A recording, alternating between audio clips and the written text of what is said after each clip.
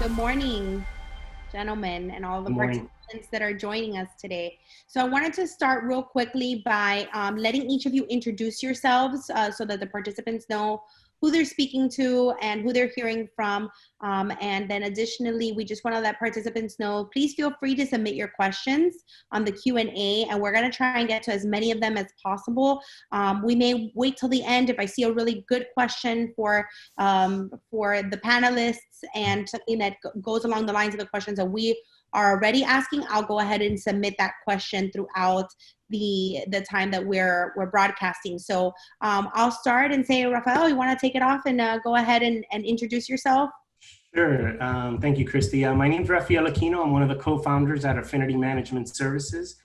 We are a condo and HOA management company servicing Palm Beach, Broward, and Dade County. We've been in business now for 14 years. Thank you, Rafael. Wonderful. Manny, would you like to go next? Yes, absolutely. My name is Manny Pozo with Bioresponse Restoration. We've been in business over 15 years. We started off as a biohazard cleaning company and doing infectious diseases. We also do water, fire, and mold restoration, and we are the contractors for Miami-Dade County, City of Miami, and a bunch of property management companies, including Affinity. Thank you. Thank you, Manny. And Roberto, would you like to? Yes, thank you so much. Roberto Blanche here. I am a shareholder with the law firm of Siegfried Rivera. I'd like to say thank you to all the sponsors, particularly Affinity, for inviting us and for having us be a part of this webinar. These are definitely impressive times, and we have no shortage of interesting experiences and issues to discuss today in light of this pandemic and everything we've been learning as a result of it. So it's something that we're excited to discuss, and we as well as all of our condo clients have been learning through this process. So my practice is focused exclusively on representing condominium and homeowner associations throughout South Florida, Dade, Broward, Palm Beach, at the law firm of Siegfried Rivera. I've been doing it for close to 20 years and still learning as we go along. So thank you very much for having us. Awesome. And I guess I'll go ahead and introduce myself as well. I'm Christy Fraga. I'm the Vice Mayor of the City of Doral. So yes, this is definitely an interesting time, not only for all of us that have businesses that are affected by it, but also for the cities and the municipalities who are really just learning along this process as well and seeing how we can help our communities and the businesses within our community. So thank you for having me a part of this. I'm happy to be moderating it for you guys. And we'll jump right into the questions that I know that's what the participants definitely want to be hearing from you all as experts on some of these questions regarding associations and how things should be handled. So the first question we're going to ask is really directed towards Rafael and Robbie. Are property managers, the office staff, maintenance workers, are they considered essential workers in condo associations? So I'll jump in here. Yeah, most definitely. What we've done is, without having the team members on site taking care of the property, it becomes very challenging for the building in itself. I mean, just imagine a building without a front desk or without any cleaning person and everyone being in the property. It would be disarray within a week or two. So definitely the crews are essential employees. However, what we've done is with managers, where possible, we have them working from home, because last thing you want is the leader that's managing that crew for you, getting sick. So they need to be able to manage the situation of what's going on within the building.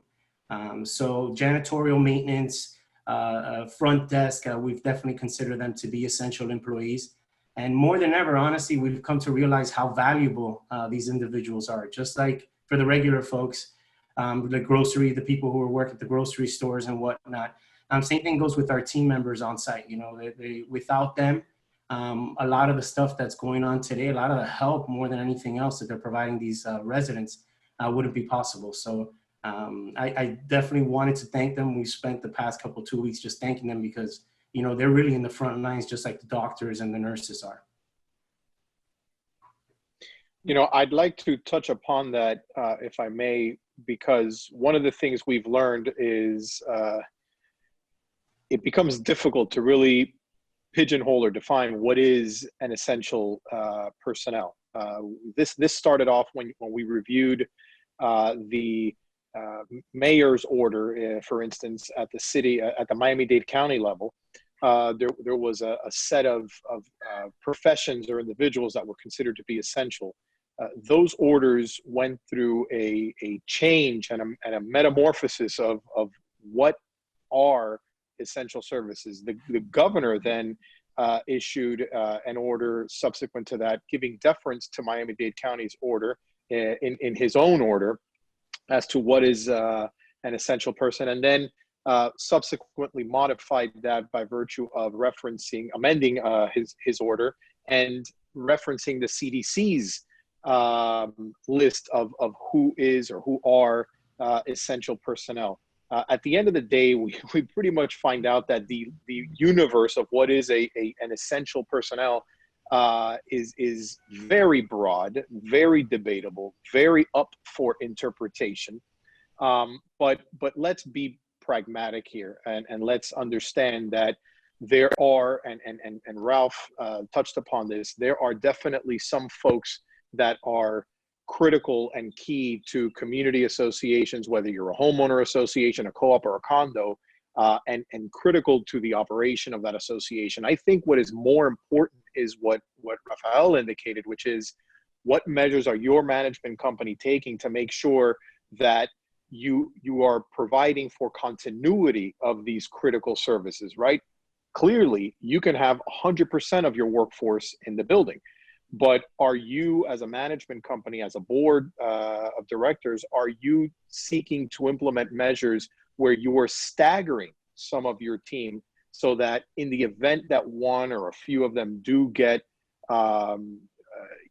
infected with the virus, then you can go to the second level or the alternates that can come in and pinch hit, so to speak, when those or if those frontline people, essential workers, are affected by this. So those are the types of measures that need to be taken and thought of in community associations. But without a doubt, your management, in my opinion, are essential personnel. Thank you. Robbie, I have a quick question.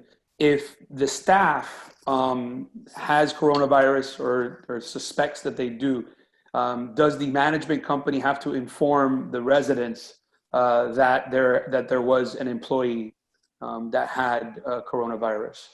Great question. Yeah, first of all, there's no law on any of this. So everybody's got to take into account that we're kind of making this up as we go along, right? They didn't teach a class in law school on how to deal and react to pandemics. It's not part of the board certification exam. And when you take a CAM course or get your license, nowhere in there are they going to talk about how to deal with a pandemic that gets issued. So we're kind of all learning this as we go along. I believe that circumstances do dictate, if not mandate, that some type of notice of a positive case be given to the community. Now, we need to balance that with individuals' privacy concerns. We're not subject to HIPAA. So everybody throws around, HIPAA doesn't allow you to do this, HIPAA doesn't allow you to do that. Well, too bad. We're in condos, we don't need to worry about HIPAA, but we do need to worry about privacy laws. We do need to worry about individuals and their personal interests to not be singled out and not have delicate or sensitive information go out, while also maintaining a balance with the need or the desires of the owners and the residents to know how close in proximity have they come with an infected individual or the property that they are living in, how infected or how clean or how susceptible to the virus is it. And so we do need to maintain some semblance of a policy to maintain people informed about this. And then last but not least, we also want to be mindful of the fact that we want to encourage disclosure, right? We want to encourage the person in our building, the resident who has tested positive, to let us know, because it puts us in a position wherein we can act proactively to take some mitigating measures within our building. Well, if we start creating a policy of notifying people and outing people who have been infected with the virus, that might have a counterproductive chilling effect on other people that may test positive. And so that person may say from that moment forward, hey, I'm not going to tell my condo, because then they're going to rat me out, and everybody's going to know that I'm infected. So it becomes a very sensitive balancing act for associations to take with regard to how they disclose and to whom they disclose and when they disclose. And I really underscore the need to work with your lawyers on this and with your managers to make sure that you do this in a very practical and effective manner. Robbie, that was... Sorry. And we do have to keep in mind, I mean, that's just the infected individuals. I mean, as you guys recently saw, I'm sure with that Navy ship, they had 300 individuals that tested positive, but out of those 300, 50% of them were asymptomatic. So, you know, the disclosure, if you can do it, is great, but that doesn't really resolve everything at the end of the day, because if everyone doesn't have the necessary protection, then you could be contaminating the entire building anyway, because a lot of people are asymptomatic. So it is a very challenging thing that we're dealing with. I mean, I would also include that if you are going to let the community know that there is potentially, you know, people infected, that you also come with communication on a solution, right? And what are the actions that are being taken to help resolve that and reduce the possibility of spread within your community. Yeah, so I'm glad we touched upon this, because there was a couple questions that I know are going to be very attractive to the people listening. And one of them, Robbie, you talked about, was the HIPAA laws. So there's a lot of questions whether, from the association perspective, of whether should people have to disclose. Can the board require that you disclose? I mean, again, you're kind of leaving it up to a voluntary decision to disclose in a certain aspect. And this leads me also into another question of what decisions can the board make, or can they even get together virtually, obviously in this case, to make decisions and make policy changes within the association that affect the current conditions without notifying residents? And how soon before do they need to notify, if they need to get together and make decisions such as this, as well as decisions like closing down common areas, which we're going to get to? Sure. Well, we have to keep in mind that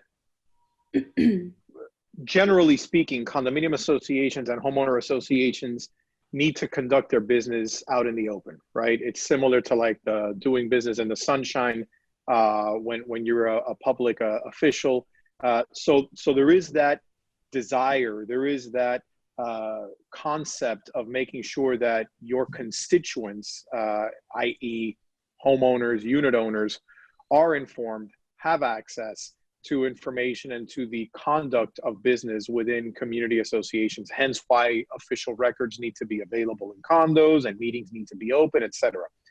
There is in Chapter 718 Florida statutes, you also see it in Chapter 720 and in 719, there is a section that includes what is called the emergency powers, right? There is a circumstance in which a state of emergency may be or has been claimed within the area of the condominium, and we're all in that right now. There is definitely a proclamation of a state of emergency, not only at the city, county, state, and federal level. So we meet that threshold. Now, the next issue is whether or not the emergency powers provided in the statutes apply to these circumstances. And some attorneys in condo land, right, in the fantasy land that I live in, talking about representing condominium associations, a lot of the attorneys that practice in this area engage in some debate whether or not those emergency powers extend to these types of pandemic circumstances, or were they limited to the types of emergencies we've all been used to, right? The hurricanes, the storms, the tropical storm warnings, the fire in the building, etc. So we need to decide whether or not the emergency powers apply. Now, the division, I'm not going to say the division, rather, I correct myself. The Department of Business and Professional Regulation, the DBPR, did issue an emergency order providing that, in their opinion, these emergency powers apply. Now, I don't know if they decided that all of the emergency powers apply or just a portion of them, but the DBPR has given that type of blessing to this type of circumstance, saying, hey, emergency powers do apply. Now, the relevance of all these emergency powers is because they do allow condos and homeowner associations to start taking certain steps, unless your governing documents restrict you. But it does, if they don't, if your governing documents do not have that restriction, then you can avail yourself of these emergency powers. And some of these emergency powers, for instance, would include the ability to go out and borrow loans without a unit owner vote. If you can, if your documents require unit owner votes, it also provides the ability to close the building down to guests and contractors, etc.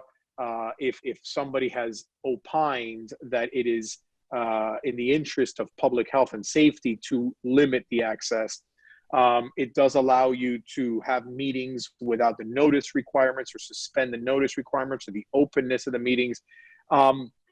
So that you do find that in the emergency powers. The problem is, again, do the emergency powers apply? Just because one person at the DBPR says that they do, I don't believe necessarily that we can say, hallelujah, great, it is an emergency situation and it does apply. But I also think we need to be practical and realistic and say, okay, maybe to some extent we can avail ourselves of the emergency powers, but maybe not to others. Is there a need in this day and age of virtual meeting or virtual access to suspend all 48-hour notice requirements or the obligation to post an agenda? I don't think so.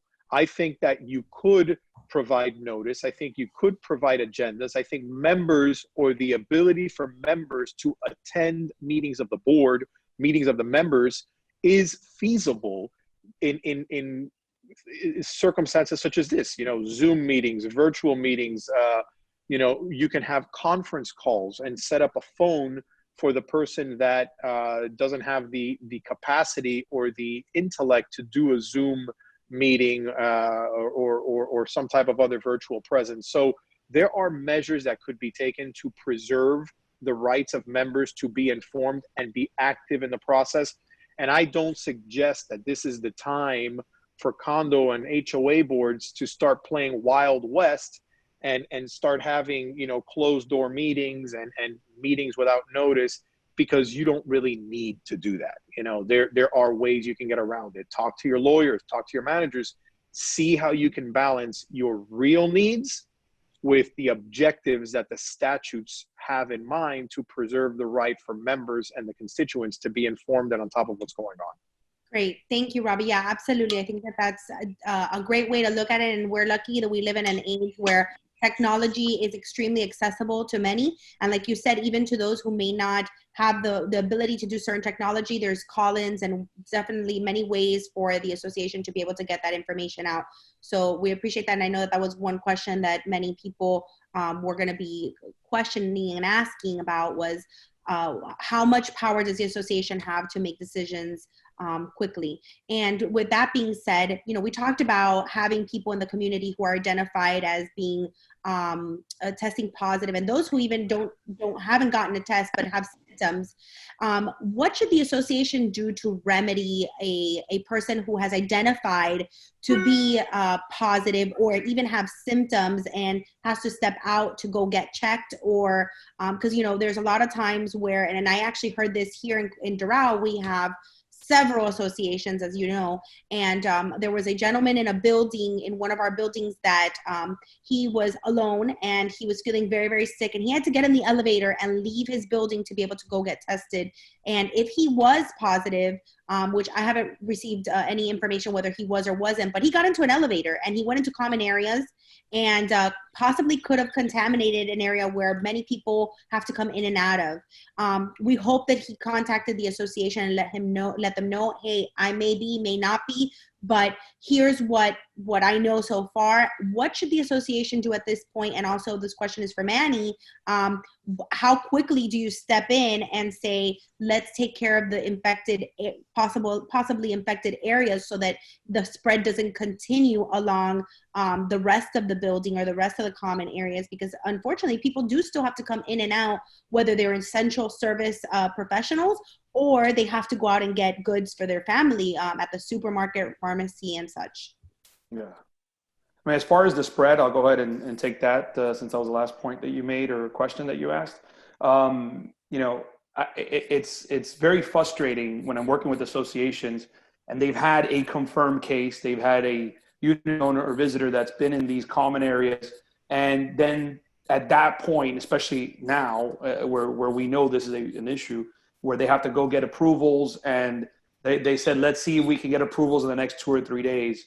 And my mind is blown because I'm like, you're going against the whole point of decontamination, which is to reduce the potential of spreading this to your community. So you should already be proactive and having something in place, some power, some budget in place with your manager so that they can act immediately. The point is that we decontaminate these places. We know already from the National Institute of Health, a New England journal, it was published in New England Journal of Medicine, that COVID-19 can live up to 3 days on surfaces in the air, 3 to 4 days on boxes, 4 hours. So we want to be aggressive. So for 3 or 4 days, it's potentially people are interacting with COVID-19. They're touching the elevators, they're touching these high touch points, and then they could be contaminating themselves. And who's the most at risk? It's not the visitors, because they're coming in once. It's the people that are constantly, the owners and the residents that are in those buildings that are constantly interacting with these high touch points that, again, may be contaminated. So I think it's very important that you have something in place, whether it's a company like ours or your own internal practices, your own team that could be decontaminating quickly as soon as you find out. And speaking on that real quick, let me ask you this. Right now, we're getting a lot of information of new companies or companies that didn't do this before that are saying, painting companies, different, just regular cleaning companies are saying we can come in and do remediation. Yeah. What should we be looking for as either business owners that want to protect their environment and the work environment that hopefully their people will come back to, or even associations and even elected officials and cities? What should we be looking for in these companies to say that you're certified or that you're equipped to really, really decontaminate something of this magnitude? Yeah. And it's a little frustrating because there isn't a lot of regulations around this. So that's why it's a wild, wild west right now. So when it all comes down to it, you're going to want to find companies that have expertise in infectious disease decontamination, right? Everybody from painters, from pest control companies, even a mold company, right? We think of the restoration industry. I'm part of the restoration industry, but there's a lot of different types of restoration industries. We, for instance, are subcontracted by some of the larger companies for everything having to do with biohazards, right? So make sure you're asking the question of what type of expertise do they have in this space, and what's their time of experience, what's their roster of clients and references that they can give an association. You're going to want to ask them what chemicals are they using, what the exact name is, and can you cross-reference that with an EPA COVID-19 list, which is easy to find online. Obviously, I don't need to tell this to the property managers on this call, but insurances, right? Do they have workers' comp? Do they have the proper insurances? One of the insurances that you're going to want to look for in this particular case is pollution insurance. It's something maybe you normally don't ask for, maybe you do, but you're going to want to ask for pollution insurance. SOPs, do they have a standard operating procedures? If they have it written down, at least they've had this thought out. They have trainings? Ask for those training logs. All right. Even if you don't look at them, the fact that they have training logs tells you that they are taking true precaution and that they're probably more of a serious company. You're going to want to ask the response time, right? Are they working on old school, we'll be there tomorrow response times? Or like I just said, can they get out there within hours to start decontaminating? One thing that I also am seeing way too often are these crazy claims, 30 days, that once they're done with their decontamination, it protects the property for 30 days. I even read one 6 months. It's just not intuitively intelligent, right? To think that anything, any chemical that you put on a surface can protect it for that long. Now, they may be referencing studies done by the manufacturers in a lab setting, but all that gets thrown out the window when people start to interact with these products. It's called a bioburden. They put a burden on the chemical, thus it's null and void anything that the manufacturer may have stated in a lab setting. So don't, bottom line is, get a certificate of completion as soon as you're done with the job, as soon as the company's done with the job. Going forward, at that point, it can be contaminated. And if I may, Christy, I wanted to touch up on, because we've, unfortunately, we've had a couple buildings that they've had individuals that have tested, and the individuals have been kind enough to actually just let us know, or let the board know, so that we can provide the necessary communication. But more than anything, it is challenging. Just like I see here, there's a question that they're asking us, what are the protocols that we should follow if someone's contaminated? That's obviously something new. What we're doing is we're speaking with the attorney in those instances, because we're being very cautious on what kind of questioning we're asking these individuals. What we have found with the 2 buildings that we dealt with that have active cases was that the people have been very kind and have been very keeping us informed of where they are with their situation, so that we can communicate with the residents. Further, we have to keep the human factor into this. So in one of the buildings, the person is self-isolating, and that's what they're doing. So, the team on site is actually helping. So listen, instead of taking the elevator, let us know, and we'll go pick up your groceries downstairs. People have been stepping in to really help out, not just the crews that work for us, but more importantly, the people within the building. So we have to keep that human factor in mind to see what we can do to help them. I don't believe, like as I said earlier, because of the asymptomatic cases, that we will ever know every single instance of who is infected. The idea is to make sure that you have the partners like BioResponse, and also, as Manny mentioned, the crews that are repurposed. Instead of just focusing on cleaning the pool area, you repurpose them to really start touching those high touch points at a much higher frequency. It's not going to be as an excellent job as someone that's specialized in it, but at least you can reduce the potential impact if someone did come there that does have COVID. So I saw a question here that I want to also put out for you guys. Is there any insurance that covers, and it's an interesting question, I didn't think about it, but is there any insurance that would cover if a building had several cases and needed to have a full decontamination of common areas? Do you know of an insurance that or policy that would cover this? Well, we've been asked that question, and with the agents that we've dealt with, they both have taken the position that they don't believe they've taken the position that you could follow whatever claim you want to, but they don't see it as an opportunity for the association to get their funds back. That's what's been the opinion that's been provided to us thus far. I don't know if Manny has seen something different. Yeah, I haven't seen much about that myself. I know on the business side, even our president mentioned it, that there is a lot of discussion about business interruption. And many policies have this exclusion, which is viruses, bacterial, that type of thing. Obviously, we know there's a lot of mold coverages, but when it comes to this, it seems like the insurance companies have done a good job of protecting themselves from these types of losses. Yep. And it's just going to get worse after this. Oh, yeah. Oh, absolutely. Let me touch this subject, which has come up quite a bit. Not only we had it as a question, but I see it's coming in on the Q&A quite a bit, is can buildings restrict visitors? Can buildings, and even just, I would say condo associations, I live in a condo association, can they restrict who is coming in and out of the properties? And secondly, can they restrict move-ins and move-outs? So basically, so that there's not several people going in. I'm assuming in this case, even in buildings, as far as elevators, who's coming in and out of the building. And if not, can you use a thermometer to check temperatures before coming in and out of the building? I kind of put 3 questions together there so that you guys can answer.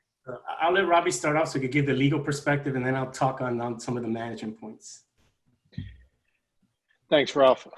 We have looked at this question from many different angles. And I think first and foremost, I want to mention one very general theme that needs to be applied here. And that is people need to do the right thing. People need to act reasonable. Okay. We can't look at these situations from our normal day-to-day scenario and say, oh, what happens if you don't do this? I'm going to take you to court.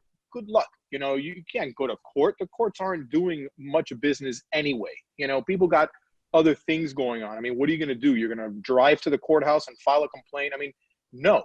So let's start off by saying that we need to act reasonable. We all of us, managers, board members, lawyers, owners, tenants, we need to be reasonable, level-headed individuals. Okay, is this a good situation? No, it's horrible. It sucks, but we got to deal with it. So let's look at it from that perspective. Number one. Number two is, if we go back to the point I made earlier, if we take the position that the emergency powers does apply to this situation, which I don't believe is a slam dunk, but if it does, okay, then the answer is yes, you can shut down your building. You can close it down. No guests, no contractors, no move-ins, no move-outs. But I don't know if that's the answer, guys. I really don't know if that's the right thing to do. They're projecting this thing can last for another 12, 18 plus months. Is it reasonable to expect that people are not going to move in and out of your buildings? Is it reasonable to expect that there's not going to be construction or renovations in units during that period of time? Is it reasonable to expect that you can have friends or family come visit you? What if you need to have your nurse come administer some type of drug or test or analysis or therapy? So you start analyzing you start peeling all these layers off the onion, and you start getting to the real issue, which is, what do we need to do? What should we do? All right. And so we need to start looking at things from that perspective. And again, be reasonable. Do I need to have 12 people in my apartment to have drinks and food and a dinner? No. Okay. Do I need to have, for my ailing 80-year-old grandmother, a therapist come and help her out? Possibly. Does it make sense to restrict the access for that person? No. Do I need to change out my air conditioner? Maybe. So we need to start asking these questions. Somebody who's moving in and out of a building, do you need to leave the place where you're at? Maybe, maybe not. Do you have anywhere else to go? If you just closed on a unit, the transfer and sale of property is an essential business, according to the county and the state orders that have been issued by our fearless leaders. So if those services are essential, and if they consider that it is essential to continue the transferability of real estate, whether you're buying, leasing, or selling, then do you think that they intended that the person that was selling their home wasn't going to be allowed to move out of their home? I don't think it's reasonable to expect that. So, can you do it? Maybe. Can you restrict it? Maybe. Can you adopt or take the position that the emergency powers apply? Of course, we could take that position. Some of my clients have taken that position, and I think that as their lawyer, I can make very compelling arguments that we have the right to do it. At the same time, I also think that we need to be mindful of the fact that there might be other circumstances that necessitate the ability for somebody to move in and out of a unit. If they have nowhere else to go and now they own that unit, shouldn't they be allowed to move in? And if so, then maybe we should start focusing on, instead of saying, no, you can't do it, maybe we got to start putting our collective heads together and start saying, okay, so-and-so needs to move into their unit. How can we do it in a way that preserves the safety and the health and the interests of our community collectively, so that we do the right thing? And going back to a point earlier, the person who is infected or who suspects to be infected, what we need to start doing is not setting impediments for those people, but working with ways where they are encouraged to call up Ralph and say, hey, Ralph, I might be infected or I am infected, but I got to get out. I got to go to my doctor. I got to go to the hospital. You know, what can you do to clear a path for me so that I am as little as possible interfering with the rights of other people? You know, can we do it at a time that makes sense for everybody? Can we do it through a certain direction? Maybe I could take the stairs. Maybe I can't. You know, maybe Ralph can take steps to reach out to Manny and have a crew lined up so that once that person does use the elevator, they can go in and decontaminate it. You know, these are all the things that we need to start, instead of saying everything's closed down, can't do it. Let's start thinking about, Correct. yeah, let's start thinking about, Robbie, what about making making everybody wear masks, whether it's a visitor and or a owner? Can you ask or request or demand, I should say, that everybody wear masks in your community? Guys, the answer goes back to what I said earlier. We got to do the right thing. People need to do the right thing. Am I, as a condo association, I usually have a hard enough time making sure that people's dogs don't pee and poop in places where they're not going to pee and poop. Do you think that as a condo association, especially nowadays, we're going to be able to force people to wear masks? We've got cases in condos where people are confirmed coronavirus infected cases, and they are supposed to be stuck in their unit quarantine, and they refuse to do so. What are we supposed to do? Are we supposed to call in the Condo Commando National Guard and force these people to stay in their units? We don't have that. You know what we should do? And we do it. We, the condo, we reach out to the police. We reach out to the public, to the state health department. And guess what those people tell us? We'll get to it when we can get to it. Correct. So if the police that have guns and badges and handcuffs, and if the public health department, which has, you know, color of state authority, you know, aren't doing anything, do we reasonably think that a condo group of owners and Ralph and his troops at Affinity can do anything more to force people to do these things? No. However, I think, Robbie, you said it very well, which is really establish that openness of communication. Make sure that the association and the board are informing their residents that they're there to help, that we're here to assist and make sure everyone stays safe, and opening up those lines of communication where it doesn't feel like it's one against the other, but rather working together is extremely important. Maybe one of the things, and you know, the county itself, and it's been recommended by the CDC that everyone wears a face mask if you're going to be within 6 feet of somebody, and you're going to go out into the public. And so when we see people doing, we see people not doing it. So it's like Robbie was saying, there's a certain extent where as local elected officials, we're confronted with this all the time too, where we get the call from the residents at the police department saying there's a group of people meeting. We come and we ask them to please disperse and not meet. However, you can't hold a gun to people's head, and we definitely don't want to arrest people during this time for things like that. We want people to be respectful of each other and the community that they are in. So I think really opening up those lines of communication is extremely important, and encouraging people to follow restrictions.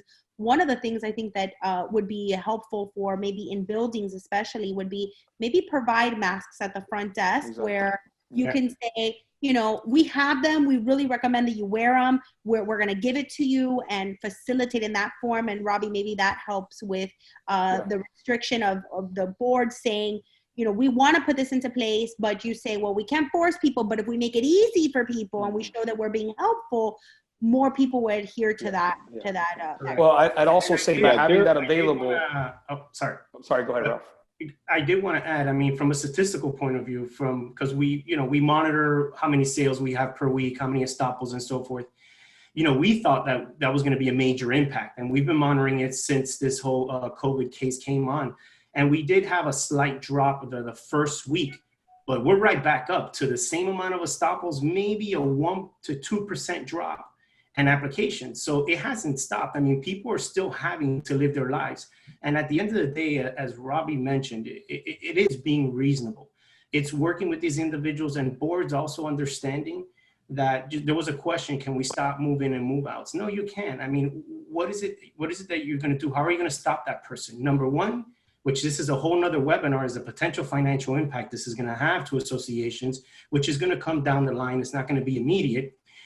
you want that person to rent the unit. So if you did interviews, there's options that are available to you, like conference call and Zoom, that you could still do that process. It's a great opportunity, in my opinion, to really just educate that person. Hey, look, we're a caring community. If you're going to move in and you have any issues, please just let us know, or let's coordinate what we need to do so that, again, we can get the janitorial crew to be prepared to prepare that elevator and clean that elevator properly, because we're going to have a ton of people moving these individuals in. Further, we've even called a couple moving companies just to see the impact that it was going to have about 2 to 3 weeks ago. And there was a significant amount of companies that are actually not moving. So they're going to have their own challenges that's what they'll need to deal with. The only restriction that I'm aware of, we don't have any properties that permit Airbnb, but there was an order that doesn't permit Airbnb. So if you're a condo that maybe has that, maybe you can lean on that. Would it apply against your condo? Robbie can answer that question. But ultimately, it's going to be, with certain things, business as usual, in my opinion. It has been for us. Boards have just been more lenient. They just, you know what, we're not going to do an interview process right now. Let's just go ahead and review the documents, review the normal protocols, and just get them approved. And let's just coordinate more the move in and move out, which is what they're concerned with. So I want to touch upon the financial aspect, which you talked about, and I agree. I think that's a whole nother webinar that you can possibly put together. But just quickly, because I know a lot of associations are concerned with it, and just homeowners in general are concerned about the financial aspect of how this is going to affect the budgets and the associations. And my first question is, does the CARE Act have any part of it which will protect homeowner associations? And secondly, what can the associations do to help with the financial burden that this is causing some homeowners? Or what, maybe you can give us some examples of some of the associations that you manage, and Robbie, that you represent. What avenues have they taken to assist with the financial burden for homeowners? So I'll touch up on so obviously there have been two programs that everyone has seen through the media, the PPP, which from our review and several discussions with CPAs and so forth, the associations really aren't going to fall into that umbrella. Then you have the EIDL, which an association, we've had 2 or 3 clients reach out saying, let's apply for this. You do have to be able to prove that there's a loss. And right now in these 2 particular associations, it's not reflective as of now. We are taking the approach to let's keep studying it, or let's wait for further detail of how that loan is going to work, because that's a whole nother story. But we haven't applied for anyone yet just because they haven't had the impact. With regards to the financial impact, many residents, not board members, many residents have reached out and say, okay, are you going to waive our fees for the next month or two because my mortgage is doing it, because Geico gave me 15% off, and so forth. And the reality is what people forget is that we're managing a nonprofit organization. And in most associations, not all, but in most, they're very cash strapped. So for an association to just say, hey, we're going to waive this month's fee, they can technically do it, but then they're just going to need to pass a special assessment or fund that later, some way or another.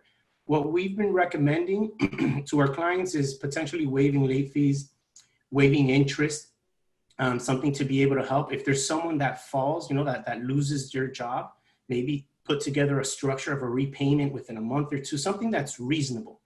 But we did have a question last week. Our phones were just nonstop of people calling, asking us, are you going to waive a month of maintenance fees? And it doesn't work that way. It's a nonprofit.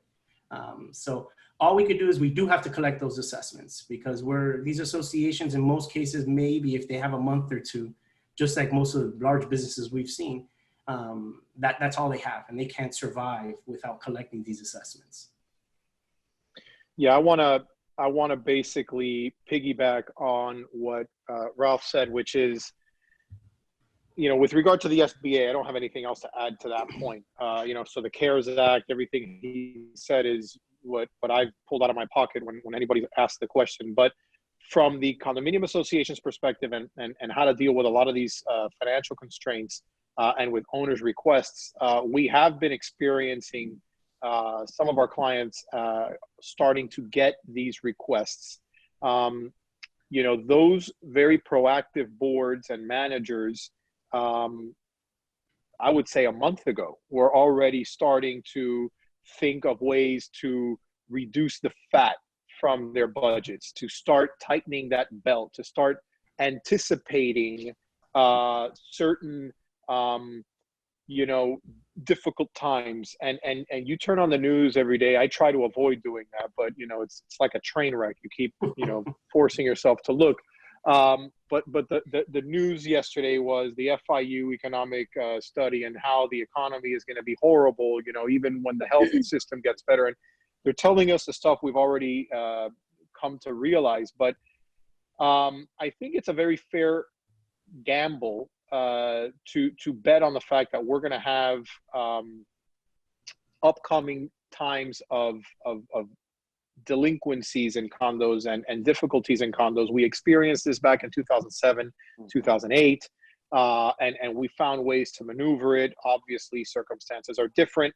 So a lot of the stuff that was taking place back then, I expect is going to start coming back into the fold. Approved payment plans by the boards, waiving and reducing late fees and interest. Assessments is not something that boards can really waive. First of all, the statutes don't allow it. Second of all, boards are fiduciaries to their association. They have an obligation. They're legally obligated to collect assessments. So even if they wanted to give people a free ride, they can't. And then what's going to happen when you give one person a free ride? You're going to have to give everybody a free ride. And if everybody gets a free ride, then how are the bills going to get paid next month? You know, those people are not going to be able to do anything. So there is no choice as far as however we may want to, and however badly we may want to help somebody out, waiving their assessments is not an option that I believe should be put on the table. Okay. Now, coming up with other ways, borrowing, or can you get a line of credit? Can you negotiate or renegotiate terms with your vendors? Can you borrow from reserves? You know, these are all things that we need to look into as options to maybe get creative and ease some of the burden of what we can all pretty much guarantee is waiting for us, you know, 2, 3, 4, 5, 6 months down the road. Correct. So I wanted to add to that with the line of credit, just to give a tip to maybe those communities that are self-managed.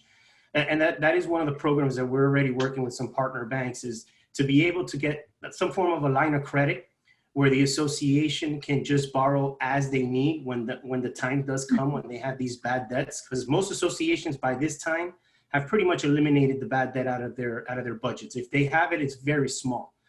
Where they could be able to borrow as the situation gets worse, paying an interest-only payment, maybe over 12 to 18 months, very similar to a construction loan.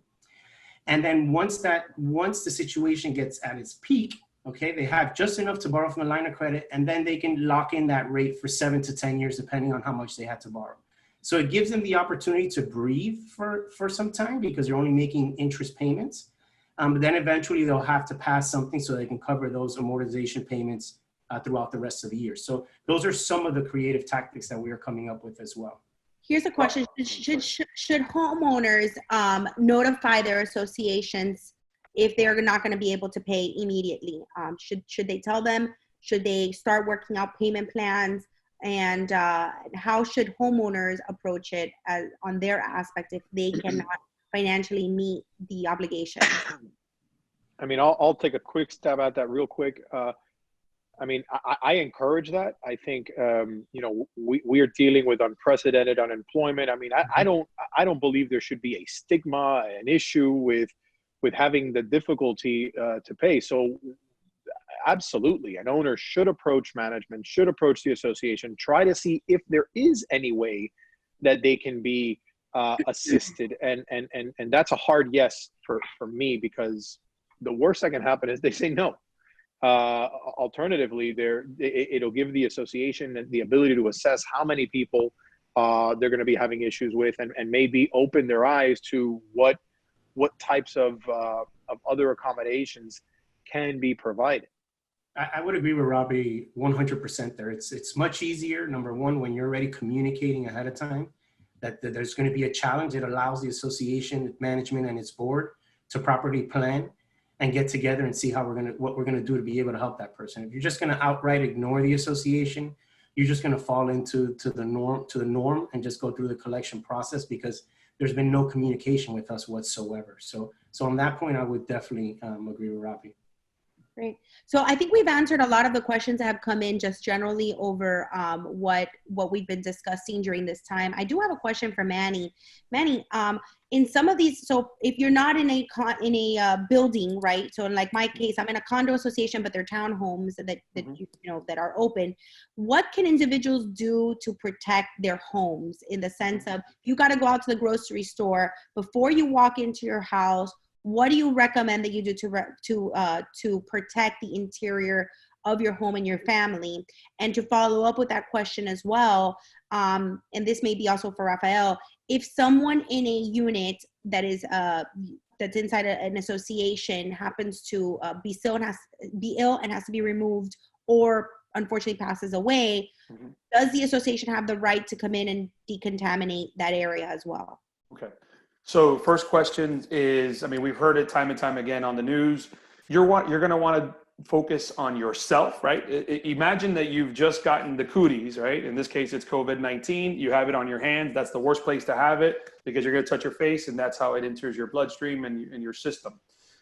So always be cleaning your hands either with soap for water and soap for 20 minutes. I'm sorry, for 20 seconds. Or hand sanitizer for a good while. I'm doing it all the way up to my elbows to make sure that I rub up on things, but your hands are the ones that are always touching. So make sure you're cleaning your hands the moment you get out into your vehicle. Your vehicle is an area too that you're going to want to decontaminate or at least clean those high touch point areas. And then clean your hands before you get in your home. As you start taking your groceries or whatever your purchases are out, at that point, start considering, do I need to clean these as well? There's a lot of people being very precautious, an abundance of cautious, where they're leaving their groceries or whatever they purchased outside in the heat for a little while before they bring it in, okay? So we do live in these times where now we have to consider all that stuff. But if you go back to the basic principles, which is touch points and your hands, you should be okay. Obviously now it's essentially a law that you have to be wearing this mask out in the public. Remember that mask may have now been contaminated by things that are touching it as you're breathing, sucking in through that filter that's covering your mouth. What are you going to do with that mask? Are you going to reuse it? Probably, because nowadays it's hard to get masks. So go ahead and decontaminate or disinfect that mask for a while and let it sit there with that disinfectant, that hand sanitizer or spray. What was the second question in terms of, oh yes, if somebody passes away, at that point, the legal side, you'd have to talk to Robbie about, because again, now you're entering their domain. And can you do that? That's the part I don't know if you can. I deal with this all the time on the unattended deaths side of it. And it's a very precarious, very difficult situation. Generally, you do need permission, except when it starts to become a health hazard for those around you. So you're going to want to document everything that you do.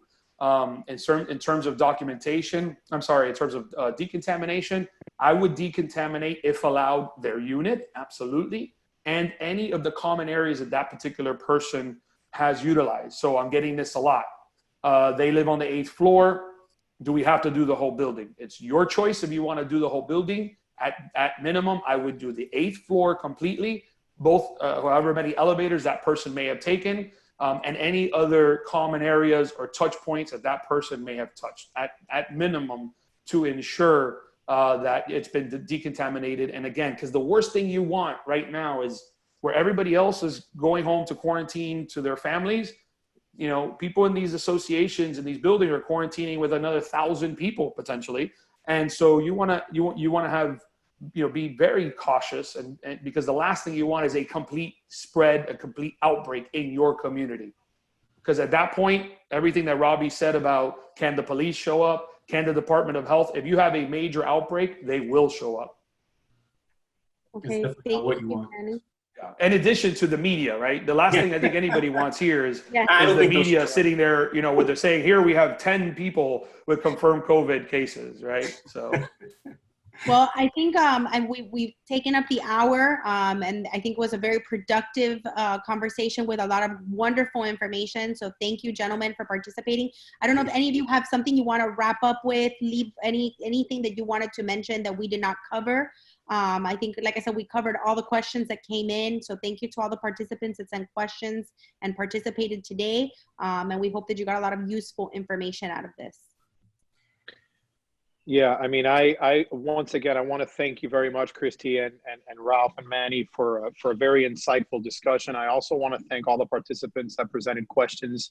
You know, as I indicated when we started this webinar, this has been to say the least, a learning process for me, and I, you know, I appreciate that to learn from such a good group of panelists, as well as the members of the audience that are experiencing all of this themselves. They're giving us the tools and the information from which we, you know, regroup and get back to our offices and learn and gather more information.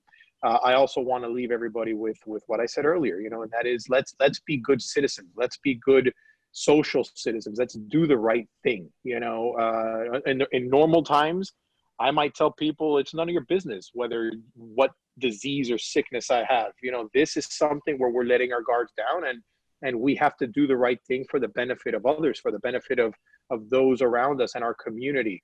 So we got to put our pride aside and do the right thing and be reasonable and do what is in the best interest of society and our community. I'm confident that people are answering the call to doing that, and that we're gonna get see each other on the other side, much better citizens and much better individuals after having done that.